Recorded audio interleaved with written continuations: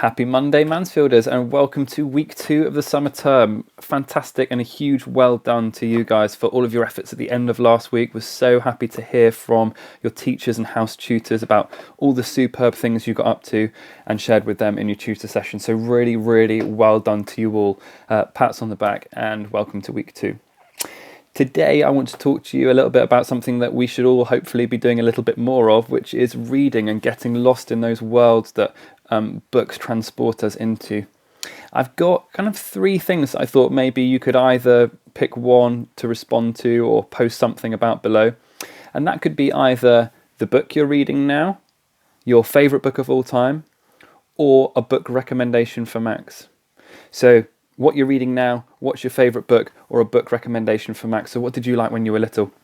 And I'm just going to talk you through those very, very quickly, and then maybe I'll tell you what Max is loving at the moment. So what I'm reading at the moment is, you'll be unsurprised to hear, is a book about running. I love reading about the things I'm passionate about, and this is a really good one about ultra running.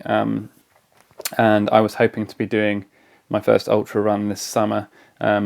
We will see if that is going to happen or not. Fingers crossed it will go ahead. But my favourite book of all time is The Count of Monte Cristo by Alexandre Dumas. And it's a bit of an ultra marathon getting through it because it is a whopper.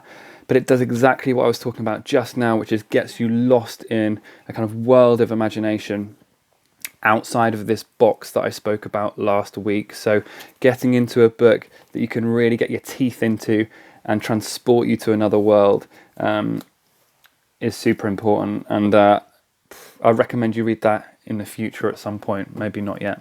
And Max's at the moment is, of course, Pooh in the Zoo. Now, I don't know if many of you have come across this before. I'm going to read through it for you. We know it very, very well because we seem to read it every night. One of probably 4 or 5 books. We're putting in an Amazon order this week, so that third request for you is, after maybe you've told me what you're reading and what your favourite book is a recommendation for Max for us so that we can get some new books in our collection. So this is Pooh in the Zoo. You're never too old to enjoy a children's book, so I'm just going to whip through it now as a fun way to start our week, and then you can head off to lesson 1. Okay, so this is Pooh in the Zoo, and it starts with a collection of Poohs, which we'll come across later in the story.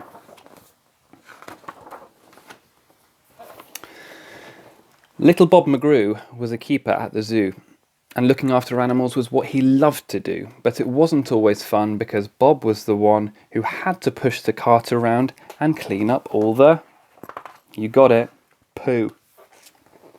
There was lion poo and tiger poo, prickly porcupine poo, plummeting giraffe poop that landed with a splat, dollops of gnu poo, bouncing kangaroo poo, a trail of drippy droppings from a fat wombat. Flying bits of bat poo, crikey, whose is that poo? A pongy pat of panda poo, steaming on the sand, and Monkey always threw his as fast as he could do his, so no one had a clue where his poo might land. Bob felt dizzy. He was far too busy, with big jobs and little jobs all around the place. Then he slipped on a banana while mucking out iguana, and it ran off with a very greedy grin upon its face. The lizard caused hysteria inside the cafeteria, climbing on the counters, eating everything he saw. 11 lime lollies, all the cakes from off the trolleys, a pepperoni pizza, and then sandwiches galore. Iguana's bulgy belly started wobbling like a jelly. "Ooh," he groaned, "I don't think I could eat another bite." Then his greedy little eyes saw some sparkly fireflies, and he gobbled them up too because he fancied something light. Iguana said, "Uh-oh," as his bum began to glow. He pulled a funny face and plopped a poop upon the floor. But Iguana's jaw soon dropped when he saw the poop he'd plopped, and he ran back to his cage where Bob was waiting by the door. Bob turned around and saw something glowing on the floor. A poo that shone so brightly it was lighting up his face. "No creature in this zoo has ever done a glowing poo," he whispered to himself. "It must have come from outer space." Soon everybody knew about the new poo in the zoo, and people flocked to see the interplanetary poop. Then a man in a cravat and a sparkly blue top hat said, "Hello there, Mr. Zookeeper. My name is Hector Gloop." "I'm like you," said Hector. "I'm another poo collector. I collect exotic poo-poos. I've got quite a big selection. I want the world to see how amazing poo can be. Please step aboard my poo museum. I'll show you my collection. I've got a pile of Yeti poo and some that's like spaghetti poo, a smoking pile of dragon poo, they're very hard to find, a mammoth poo in ice, oh and this one's very nice. It's a massive pile of poo-poo from a dinosaur's behind. I've got huge poos, tiny poos, crusty poos and shiny poos, every kind of poo-poo you could ever wish to see. Well, I've got some dodo-doo-doo, but not glowing poo like you do. Oh, I've simply got to have it. Will you sell your poo to me?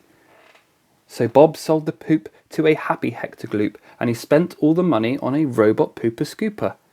Well, it whizzes round the zoo and it picks up all the poo. And for Bob and all his animals, life is super duper. And on that pooey note, I'm going to send you off to lesson 1. Recommend some books for Max. Send me your favourite book or a book you're reading right now. And I look forward to hearing you from you soon. See you tomorrow, 8:30 in our house Zoom. Bye for now.